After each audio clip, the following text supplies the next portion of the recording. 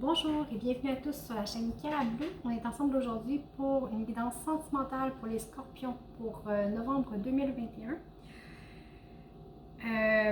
Je vous invite, évidemment c'est général, hein, ça ne peut pas parler à tout le monde. Je vous invite à consulter votre ascendant, votre signe lunaire ou même le signe de votre hôte. Dans la description de la vidéo, vous avez aussi mes coordonnées pour les guidances privées. Alors voilà, en espérant quand même que ça parle au plus grand nombre. Au point de vue sentimental, en énergie générale pour vous, j'ai le delta, l'erreur, l'initiation et la porte.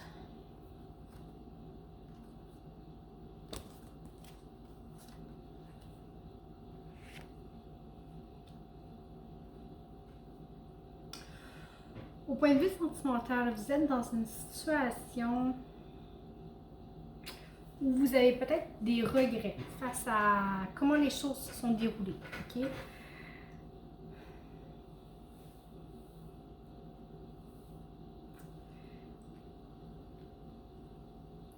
Mais ici, on dit que vous avez vraiment fait de votre mieux au meilleur de votre connaissance. Ok? C'est vraiment, vous essayez de dépasser peut-être vos limites. Vous êtes probablement trop critique envers vous-même. Okay? La vie, c'est aussi des essais, des erreurs. C'est comme ça qu'on apprend. Alors, au lieu de peut-être culpabiliser, voyez le processus d'apprentissage que vous avez fait. Okay? Toute expérience est un apprentissage en soi. Quoi qu'il arrive, la situation qui vous crée peut-être ce sentiment de regret-là, c'est quelque chose qui était là pour vous faire apprendre, pour vous faire avancer, pour vous faire comprendre des choses. Okay? Avec le delta ici, c'est la clairvoyance. Okay? C'est le troisième œil. Puis vous voyez, on a la foudre derrière. Alors, peut-être que oui, les choses se sont déroulées de façon impactante pour vous, que ça vous a secoué, que ça vous a ébranlé. Mais ici, vraiment, ça vous a comme réveillé. Okay? C'est tout ce qui vient de se passer était pour vous ouvrir des prises de conscience, pour que vous soyez à même de franchir cette porte, de la refermer et d'aller ailleurs. Ça vous amène ailleurs, dans une autre sphère de votre vie, sur un nouveau chapitre, vers quelque chose d'autre, et tout ce qui a précédé, on le laisse derrière et on s'en va vers. Quand on franchit le seuil d'une porte, c'est ce qu'on fait. On ouvre la porte, on franchit la porte, on s'en va dans une nouvelle pièce et on la referme généralement. Pas toujours, surtout si il y a des enfants à côté, mais ça c'est une autre histoire, ok? Vous comprenez ce que je veux dire? Alors, on rentre dans la pièce et on referme la porte, c'est le même principe. Ça vous permet vraiment d'aller vers quelque chose de nouveau et de laisser les choses, le reste derrière. On laisse l'ancien derrière. On va aller voir vous concrètement dans la relation, comment ça se passe. Vous êtes dans l'attente. Vous êtes dans l'attente de résultats. Vous attendez patiemment que les choses se produisent, que les choses arrivent enfin.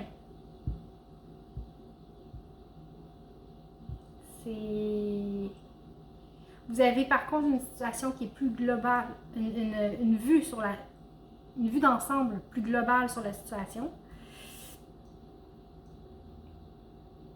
Mais vous êtes toujours dans l'attente. Avec votre hôte, on a le pendu. Alors votre hôte, lui, il est en train, lui ou elle, est en train de faire un travail parce que cette personne est dans une position qui est peut-être pas confortable pour l'instant, mais est en train de faire un gros travail sur soi, de changement, pour essayer de vraiment changer de son point de vue sur les choses, sa compréhension des choses. Et sur le lien, ok, j'ai la mort. Ne paniquez pas. La mort, ça veut dire, il n'y a personne qui meurt, ok? Ça veut seulement dire le changement. Alors, il y a quelque chose dans votre relation, soit qui était plus bonne pour vous, pour un, pour l'autre, pour les deux, ok? Mais qui se termine ici. Qui se termine. Ça en fait peut-être partie quand je dis on laisse le passé derrière. Alors, il y a peut-être un événement qui est arrivé dans votre relation que vous voulez laisser derrière. Mais s'il y a un travail qui est fait des deux côtés,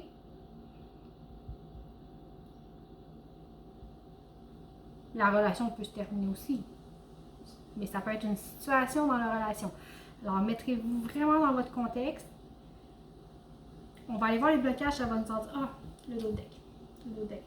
Ah, vous voyez, avec l'as de pentacle. J'ai la mort, mais j'ai aussi un commencement, un début qui est riche en fait avec l'as de pentacle.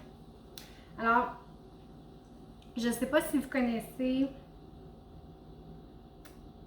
la parole qui dit, bien, premièrement, tout commencement est précédé d'une mort, mais il faut accepter de mourir pour pouvoir renaître.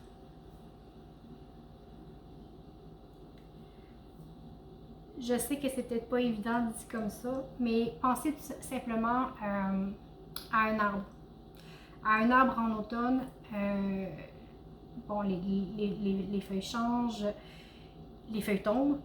Alors l'arbre, c'est comme s'il perdait une partie de lui, il mourait, mais il y a tout un temps en hiver où est-ce que l'arbre peut sembler mort, mais c'est nécessaire pour que les bourgeons repoussent au printemps. Okay?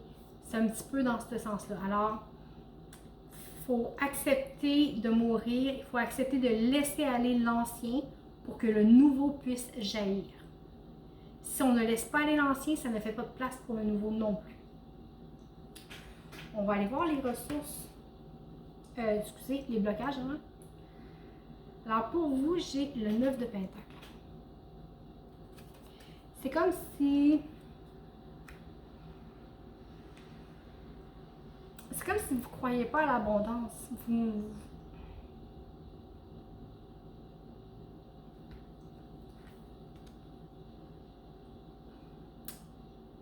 Le 9 de pentacle, c'est une carte de richesse, d'accomplissement, en blocage. C'est comme si vous pensez que c'est pas accessible. Vous ne pouvez pas être cette personne épanouie et riche et qui réussit bien.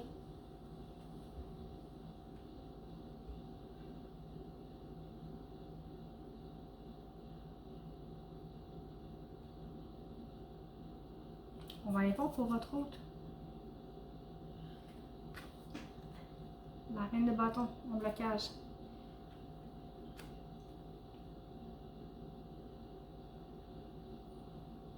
Il y a peut-être une petite panne de désir. Peut-être une petite panne de désir au niveau sexuel.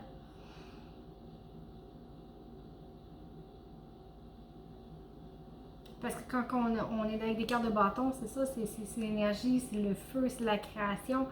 Alors peut-être que l'autre, le travail qu'il fait sur lui présentement, dans la situation qu'il est, il n'est peut-être pas en mesure de donner autant qu'il voudrait.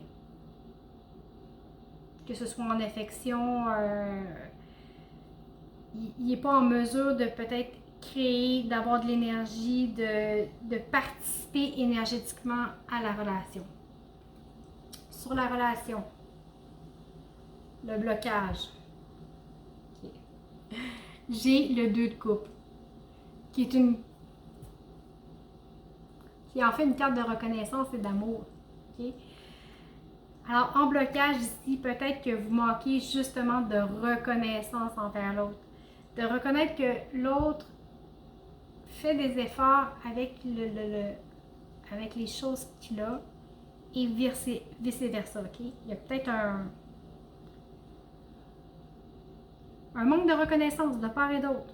De part et d'autre. On a tous nos difficultés, certes. Okay? Ici, c'est pas confortable, mais L'autre, c'est pas parce qu'un n'est pas confortable que l'autre ne peut pas vivre des difficultés aussi. Alors, c'est vraiment particulier.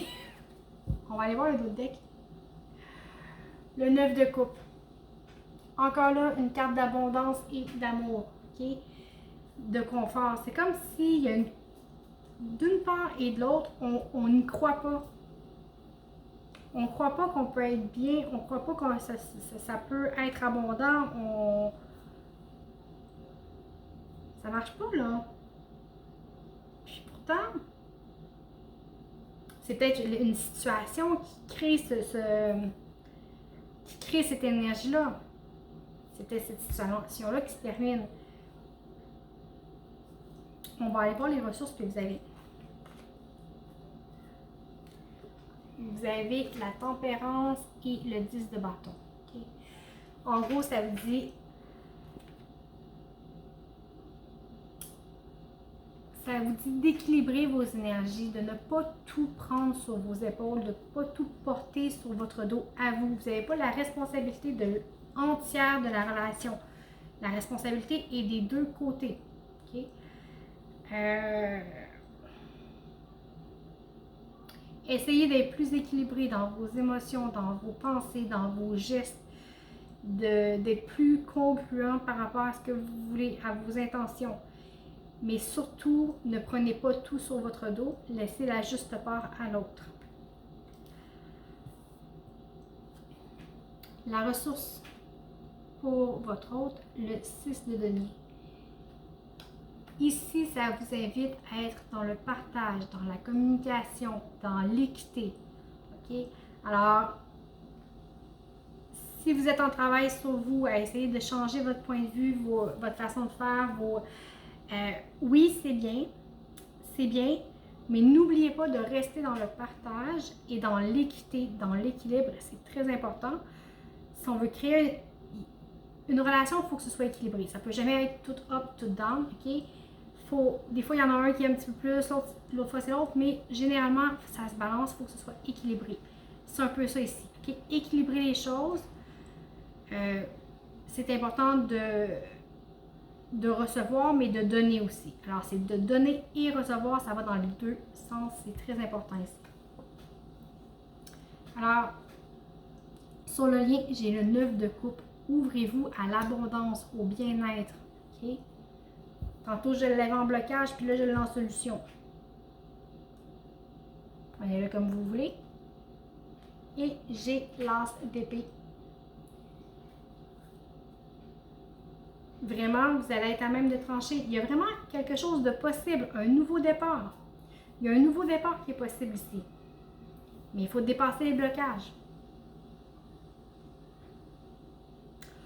On va aller voir ce qui s'en vient vers vous. J'ai le roi de coupe, rien de moins. La tempérance encore. Le 4 de bâton. Le 6 de coupe. Encore. Je l'avais où, le 6 de coupe? Non, c'est le 6 de denier. Excusez. J'ai le 8 de bâton et le pendu encore. Alors, on voit qu'il y a quand même des cartes qui se répètent. Il y a beaucoup d'arcanes majeures, ça passe quand même. Je vous les montre. J'ai la tempérance, le 4 de bâton, le 8 de coupe, 6 de coupe, pardon, le 8 de bâton et le pendu.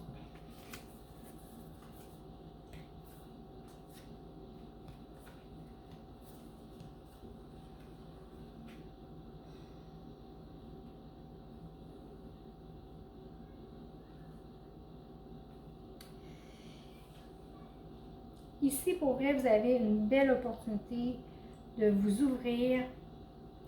Si vous restez centré, que vous restez aligné, vous allez vous alléger. Okay? Restez dans l'allègement. Quand je disais vous laissez quelque chose de l'autre derrière, c'est exactement ça. On retrouve avec la tempérance, on s'équilibre, on s'harmonise, on retrouve notre légèreté, notre joie de vivre. On est dans le partage d'énergie, dans la bienveillance, dans le don de soi. Les choses vont se déclencher. Il va y avoir le fait de garder votre équilibre, de rester, d'avoir le cœur ouvert doux et paisible. Ça va enclencher les choses, ça va amener de la vitesse à votre relation, ça va changer rapidement et ça va vraiment vous amener un nouveau point de vue, une nouvelle peut-être facette de votre relation. Okay? Il y a quelque chose qui devient possible et le changement s'enclenche parce que ici, vous aviez le cœur ouvert et vous restiez équilibré, centré sur vos objectifs, sur votre cœur, sur vous, sur ce que vous êtes. Pour vrai, mois de novembre, wow, wow, wow. Mais, tu sais, c'est ce que je vous disais tantôt, oui, c'est rushant, mais ça va derrière. C'est derrière, c'est sur le mois de novembre, on fait pouf, on le jette, on passe à d'autres choses. Et ce qui s'en vient, c'est juste du beau, c'est juste du wow. Pour vrai, je vais vous avouer quelque chose. Je suis Scorpion et j'espère que ça va correspondre à mon mot, moi aussi, ok? Pour vrai, c'est wow. C'est wow. Alors, on va tirer un conseil du surrender pour voir qu'est-ce qu'il a à nous dire.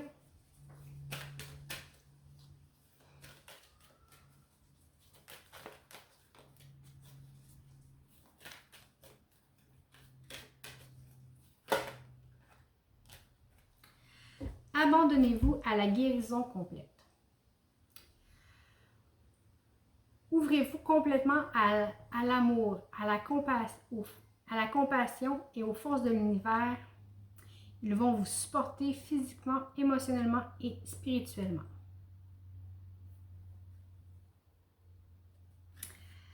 Alors voilà, vous êtes guidé, vous êtes inspiré. N'en doutez pas, pour vrai, vous avez un très beau mois qui vous attend. Ça va être riche en émotions, ça va être bouleversant, mais par contre, il y a vraiment quelque chose de très beau à la clé, alors ayez confiance. Alors voilà, j'espère que ça vous a parlé ou que ça va parler du moins au plus grand nombre. Sinon, comme je vous disais, je vous invite à consulter votre ascendant, votre signe lunaire ou le signe de votre hôte. Je vous remercie beaucoup pour les likes, les partages, les abonnements. C'est vraiment très apprécié. Les commentaires aussi, c'est toujours un plaisir de vous lire. Écoutez, je vous souhaite un très beau mois de novembre et je vous dis à bientôt.